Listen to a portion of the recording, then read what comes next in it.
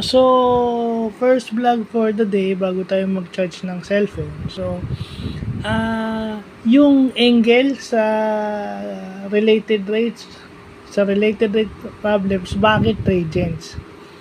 Kasi, paggagamit daw tayo ng degrees, which is pwede naman, gagamit tayo ng scalar.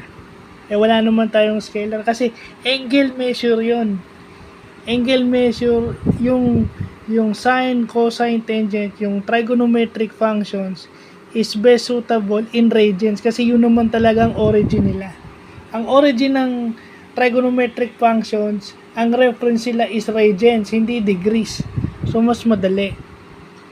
Tsaka it would make it easier to differentiate or integrate kung unitless quantity, ibig sabihin 1. Ibig sabihin, makakancel yung unit kasi 1 siya.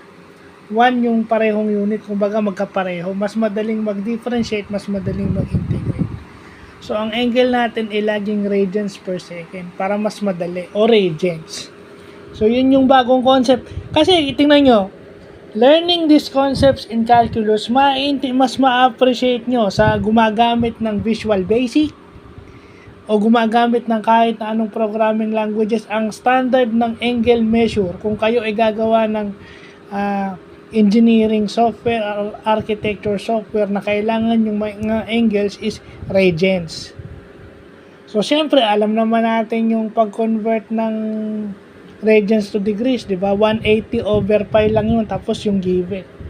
Then, pag degrees to radians, pi over 180. Tapos yung given. So yun, yung mga tinuturo talaga sa school, may may practical applications yan, may reasons. Pwede sa degrees, pero mas mahirap. Yun ang paliwanag nila. So magandang natututunan natin yung mga bagay na yan. Kasi yan ang magpapadali ng ating mga buhay.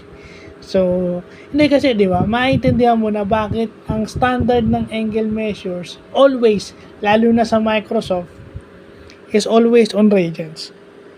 So, yun lang po.